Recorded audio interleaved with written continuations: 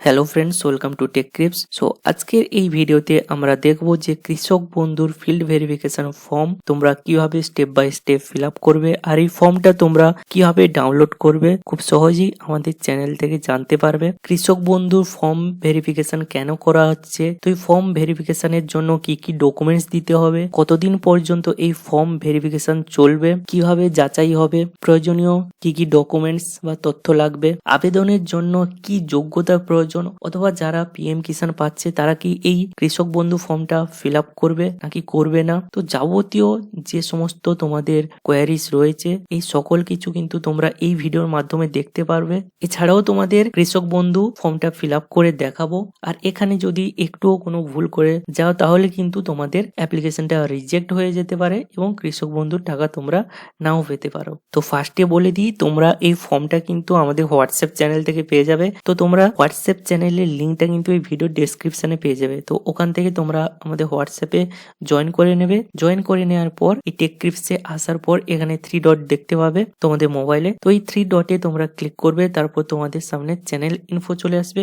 এই channel info ভেতরে কিন্তু তোমরা রিড মোর বলে একটা অপশন দেখতে পাবে। ওখানে তোমরা কৃষক বন্ধু ভেরিফিকেশনের ফর্মের যে পিডিএফটা এটা তোমরা এখান থেকে ডাইরেক্ট ডাউনলোড করে নিতে পারবে। তো ফার্স্টেই বলে রাখি যে পশ্চিমবঙ্গ সরকার কৃষি দপ্তর কৃষক বন্ধু প্রকল্পের উপভোক্তাদের জন্য যে সার্কুলারটি জারি করেছে, সেই সার্কুলারে কিন্তু জানানো হয়েছে যে কৃষক বন্ধু প্রকল্পের সমস্ত বর্তমান যে উপভোক্তা রয়েছে তাদের কিন্তু তথ্য পুনরায় যাচাই করা হবে, পুনর্মূল্যায়ন করা হবে এবং প্রয়োজনে কিন্তু সংশোধন করা হবে। আর এর পাশাপাশি কিন্তু পিএম কিষাণ ডেটাবেসের সাথে কিন্তু তোমার যে কৃষক বন্ধু তথ্যগুলো সেগুলো কিন্তু ক্রস ভেরিফিকেশন করা হবে, যাতে যারা যোগ্য কৃষক তারা কিন্তু সঠিকভাবে চিহ্নিত করা যায় এবং অযোগ্য ব্যক্তিদেরকে বাদ দেওয়া যায়। কৃষক বন্ধু প্রকল্পে বার্ষিক আর্থিক সহায়তার মূল্য 4,000 থেকে 10,000 টাকা, সেটা কিন্তু জমির পরিমাণের উপর নির্ভর করে। আর কোনো কৃষকের যদি মৃত্যু হয় তাহলে কিন্তু অনুদান পাবে 2 লক্ষ টাকা। 18 থেকে 60 বছর বয়সী কৃষকের ক্ষেত্রে এটা প্রযোজ্য। কোন কোন তথ্য বা নথি যাচাই করা হবে? আধার কার্ড যে উপভোক্তা রয়েছে তার এবং তার স্বামী বা স্ত্রী, ভোটার কার্ড, ব্যাংক অ্যাকাউন্টের কপি, জমির আরওআর বা রেকর্ড। তো কারা কারা বিশেষভাবে যাচাইয়ের আওতায় থাকবে এবং কারা বাদ যেতে পারে? তো সার্কুলার অনুযায়ী যাচাইয়ের সময় দেখা হবে যে উপভোক্তা সরকারি স্থায়ী কর্মচারী বা সরকারি পেনশনভোগী কিনা, উপভোক্তা আয়করদাতা কিনা, ইনকাম ট্যাক্স দেয় কিনা, উপভোক্তার তথ্য সঠিক রয়েছে কিনা, অথবা মৃত বা অযোগ্য উপভোক্তাদের তথ্য কিন্তু যাচাই করা হবে। আর পিএম কিষাণের সাথে তথ্যের কোনো মিল রয়েছে কিনা বা অমিল রয়েছে কিনা সেটাও কিন্তু যাচাই করা হবে। আর এটা কিভাবে যাচাই করা হবে? তো সরকারের যে নির্ধারিত ভেরিফিকেশন ফর্ম অর্থাৎ অ্যানেক্সার 1 সেটা কিন্তু উপভোক্তাদের মধ্যে কিন্তু দেওয়া হবে এবং প্রয়োজনীয় যে ডকুমেন্টস সেগুলো কিন্তু নেওয়া হবে। তারপর যে আধিকারিকরা রয়েছে তারা কিন্তু এই তথ্যটা যাচাই করবে। তো যাচাই করার পর কিন্তু সংশ্লিষ্ট কর্তৃপক্ষ কিন্তু কৃষক বন্ধু যে পোর্টাল রয়েছে সেখানে কিন্তু তোমার স্ট্যাটাসটা দেখতে পারবে, সেটা অ্যাকসেপ্টেড হয়েছে না রিজেক্ট হয়েছে নাকি সেটা তোমাকে আবার ভবিষ্যতে সংশোধন করতে হবে। আচ্ছা, তো ভেরিফিকেশন ফর্মে কি কি তথ্য দিতে হবে? তো যে তথ্যগুলো দিতে হবে সেগুলো হচ্ছে সুবিধাভোগীর নাম বা বেনিফিশিয়ারির নাম, তার পিতা বা স্বামী বা স্ত্রী বা অভিভাবকের নাম, তার ব্যাংকের বিবরণ লাগবে, আধারযুক্ত যে মোবাইল নাম্বার সেটা লাগবে, আধার কার্ড লাগবে, এপিক নাম্বার অর্থাৎ তোমার ভোটার কার্ডের নাম্বার লাগবে, প্রধান পেশা কি কাজবাজ করো সেটাও লাগবে, জমির বিবরণ, এছাড়া আয়কর অর্থাৎ ইনকাম ট্যাক্স দাও কিনা, স্বামী বা স্ত্রীর বিবরণ, সুবিধাভোগীর স্বাক্ষর। তো আবেদনকারীকে অবশ্যই পশ্চিমবঙ্গের স্থায়ী বাসিন্দা হতে হবে, আবেদনকারীকে একজন যোগ্য কৃষক হতে হবে, আর নিজস্ব চাষযোগ্য জমির মালিক অথবা ভাগচাষী হতে হবে। আবেদনকারীর নামে একটি কিন্তু ব্যাংক অ্যাকাউন্ট থাকতে হবে। আর এই প্রক্রিয়াটি কতদিন চলবে? তো 7 জুলাই থেকে কিন্তু কৃষক বন্ধুর যে ফর্ম সেগুলো জমা নেওয়া স্টার্ট হয়ে গেছে। তো এটা মিনিমাম কিন্তু 4 সপ্তাহ পর্যন্ত চলতে পারে। তো এবারে দেখে নিচ্ছি আমরা এই কৃষক বন্ধু ফর্ম অর্থাৎ অ্যানেক্সার 1 অথবা সংযোজনী 1 ফর্মটা আমরা কিভাবে ফিল আপ করবো। তো এটা কৃষক বন্ধু প্রকল্পের নতুন ফিল্ড ভেরিফিকেশন ফর্ম। তো ফার্স্টেই রয়েছে কৃষক বন্ধু অর্থাৎ কেবি আইডি নাম্বার। তো এই আইডি নাম্বারটা তোমাদের কাছে যদি থাকে পোর্টাল থেকে তোমরা যদি পেয়ে যাও তাহলে এখানে বসাবে, না হলে বসাতে হবে না। তো ক্রমিক নাম্বার বা সিরিয়াল নাম্বার এটা তোমাদেরকে বসাতে হবে না, যারা আধিকারিক রয়েছে তারা কিন্তু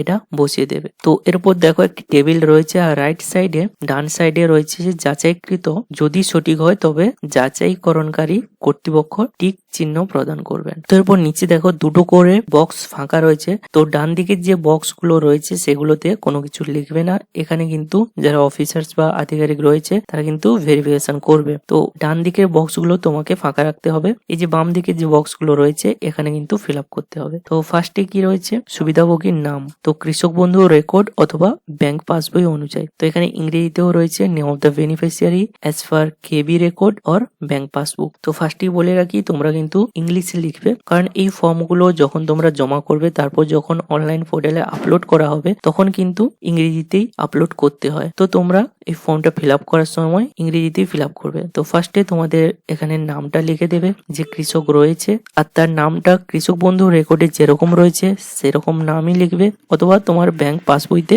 যে নামটি রয়েছে সেই নামটি এখানে লিখে দেবে। এরপর রয়েছে পিতা, স্বামী, স্ত্রী বা অভিভাবকের নাম, তারপর ঠিকানা দিয়ে দেবে। ঠিকানাতে এখানে দেখো বক্সটা খুবই ছোট রয়েছে, তাই এখানে শুধু ভিলেজের নামটি দেবে, অর্থাৎ গ্রামের নামটি শুধু লিখে দেবে। এরপর রয়েছে জেলা বা ডিস্ট্রিক্ট, তারপর ব্লক, তারপর গ্রাম পঞ্চায়েত কি, তারপর মৌজা বা গ্রাম লিখে দেবে। আর তার সাথে সাথে এখানে কিন্তু তোমার পিন নাম্বারটা লিখে দেবে, কারণ পিন নাম্বারটা লেখার কিন্তু এখানে কোনো অপশন নেই। এরপর রয়েছে সুবিধাভোগীর বা বেনিফিশিয়ারির বিবরণটা এখানে দিতে হবে। তো ফার্স্টে তার ব্যাংক ডিটেলস দিতে হবে, ব্যাংকের বিবরণ দিতে হবে। তো ব্যাংক ও শাখার নাম, তোমার যে ব্যাংকের নাম সেটা এখানে লিখে দেবে। তারপর আইএফএসসি কোড এখানে লিখে দেবে। তো ব্যাংকের পাসবইয়ে কিন্তু আইএফএসসি কোডটা পেয়ে যাবে। তারপর তোমার ব্যাংক অ্যাকাউন্টের নাম্বার দিয়ে দেবে। তারপর আধার সংযুক্ত মোবাইল নাম্বার, তো এখানে তোমার মোবাইল নাম্বারটা দিতে হবে যেটা তোমার আধারের সাথে লিঙ্ক আছে, সেই মোবাইল নাম্বারটা এখানে দিয়ে দেবে। এরপর তোমার আধার নাম্বারটা দিতে হবে। তারপর এপিক নাম্বার মানে তোমার ভোটার কার্ডের নাম্বারটা এখানে দিয়ে দিতে হবে। এরপর এএসডিডি তালিকাভুক্ত কিনা, তো সেটা এখানে ইয়েস বা নো করে দেবে।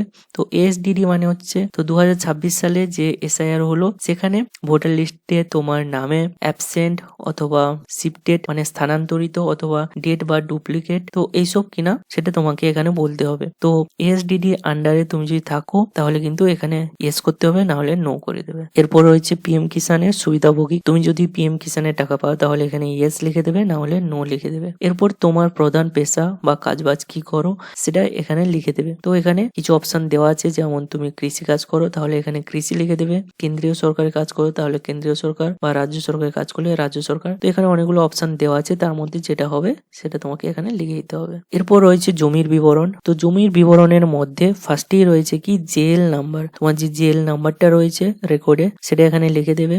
তারপর তোমাকে খতিয়ান নাম্বারটা লিখে দিতে হবে।